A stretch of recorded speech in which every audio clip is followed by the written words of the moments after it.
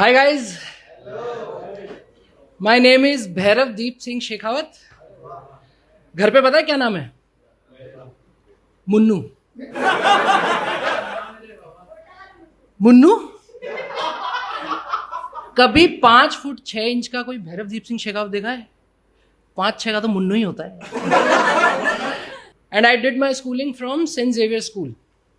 Chances of getting admission 1% out of 100.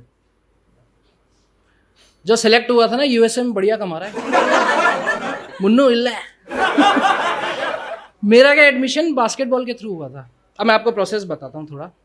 भाई आप जाते हो, ट्राइल्स देते हो, एडमिशन होता है, फिर सिलेक्शन कमेटी बैठती है, वो टीम सेलेक्ट करती है, उसमें से एक आदमी सेलेक्ट होता है, वो डायरेक्टर के पास जाता है, डायरेक्टर घर आता है, घंटी बजाता है, मैं गेट खोलता हूँ, मैं कहता हूँ नमस्ते पापा, सिलेक्शन हो गया. अब यार सिलेक्शन तो हो गया, फिर स्कूल जाने लगे, फिर आ गई यूनिट टेस्ट.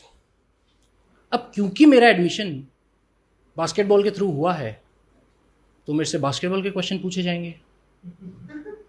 ये गलतफहमी मुझे तब तक थी, जैसे ही मैंने क्वेश्चन पेपर खोला, मुन्नू इल्ला कैसे तैसे उस एग्जाम में पास हुआ. घर गया, मैं यार ऐसे नहीं चलेगा, रिफ्लेक्ट हो गया.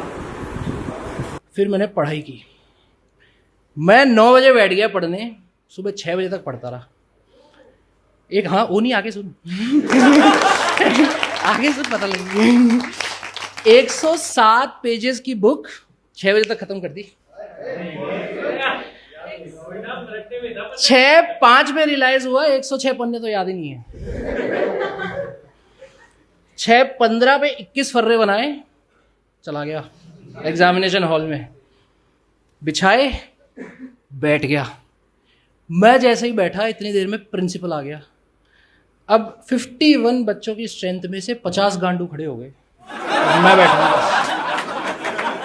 अब 50 बैठे और मैं खड़ा हूं, और मैं खड़ा हुआ और फर्रे उड़ गए पीछे सारे. कैसे तैसे उस एग्जाम में भी पास हुआ, मगर यार ऐसे नहीं चलेगा. अब नेक्स्ट एग्जाम था ट्यूसडे को. मेरे पास टाइम है 2 दिन का. मैंने कहा अगर मैं पढ़ाई कर लूं तो मैं पास हो जाऊंगा, पर अगर मैं बगल वाली बंदी सेट कर लूं तो मैं पूरे साल पास हो जाऊंगा. वैभव सूर्यवंशी का पता नहीं 14 साल में मैं ये बकचोदियां कर रहा था. कैसे तैसे मैंने उस बंदी को सेट किया, फिर पास भी होने लगा. फिर आ गया वैलेंटाइंस डे. अब वैलेंटाइंस डे पे मैंने उसको बुलाया स्कूल की सबसे सेफेस्ट जगह, स्कूल का बाथरूम. मैंने कहा तू आना, 3rd बाथरूम में गेट लॉक करना, मैं आऊंगा, नॉक करूंगा, अंदर आ जाऊंगा, थोड़े गिफ्ट्स तू दे देना, थोड़े मैं ले लूंगा. सिंपल. ऐसे ही हुआ. जैसे ही मैं बाहर आया, बाहर खड़ा था प्रिंसिपल, और लंबी शांति.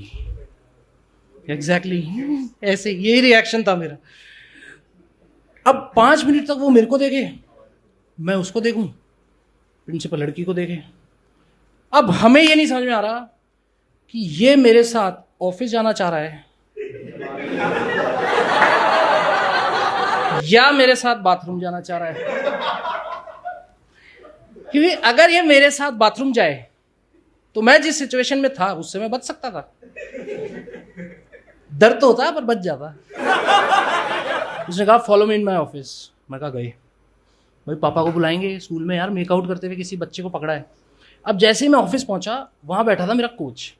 अब मैं मेरे कोच के बारे में बताऊं, मेरा कोच है 60-65 साल का आदमी और भयंकर बकचोद. शाम को इसको डेली चाहिए डोला मारू. डोला मारू नहीं पता तो 18 रुपए की दारू आती थैली, और ये तले हुए पकौड़े के भयंकर शौकीन है. ये आया उस दिन डोला मारू पी के, और नींद में बार बार कह रहा है मेरे को तले हुए लौड़े खाने हैं, मेरे को तले हुए लौड़े खाने. सुबह 6 बजे हम लोग 11 जने बास्केटबॉल खेलने के लिए रेडी हो गए, एलगार्ड पहन के सब. मतलब इतना बकचोद आदमी, भयंकर. ये बैठा अंदर ऑफिस में. मैं यूँ सोचूं, मैं क्या यार कैसे बचे सिचुएशन से. दिमाग में कुछ ना कुछ चीज़ें चल रही, इतने में पीछे से आ गए पापा. मैं कुछ बोलता, मेरे मुंह से लफ्ज खुलता, इतने में गेट खुला, ये बाहर आया, इसने ना राइट देखा ना लेफ्ट देखा, साले स्कूल में बोबे चूसता है। ये आया, इसने बोला साले स्कूल में बोबे चूसता है, अरे आइए अंदर आइए। ये सब 15 सेकंड में हो गया। पिन ड्रॉप साइलेंस रिसेप्शन पे, सिर्फ एक ही आवाज आई। कैसे तैसे उस सिचुएशन से बच के मैं घर गया। अगले दिन जब मैं स्कूल आया, तब मैं पूरे स्कूल का वो 1% बच्चा था जो 3 नाम से फेमस हो चुका था, भैरव, मुन्नू और ऊ वाले भैया। Thank you guys, thank you so much.